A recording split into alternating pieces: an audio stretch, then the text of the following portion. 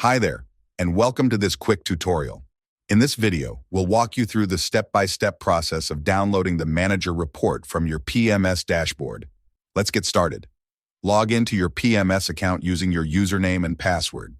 Once you're on the dashboard, navigate to the left-hand side menu and click on Reports. From the list, select Front Office. On the Front Office Reports page, click the Booking tab at the top. Then, choose Manager Report. Select the date for which you want to generate the report. Then click on Download button in the PDF to download the report. And that's it. You've successfully downloaded the Manager Report from your PMS. If you have any questions or need assistance, feel free to reach out to our support team. We're always here to help. Be sure to check out our other tutorial videos on our YouTube channel. Thanks for watching, and we'll see you in the next tutorial.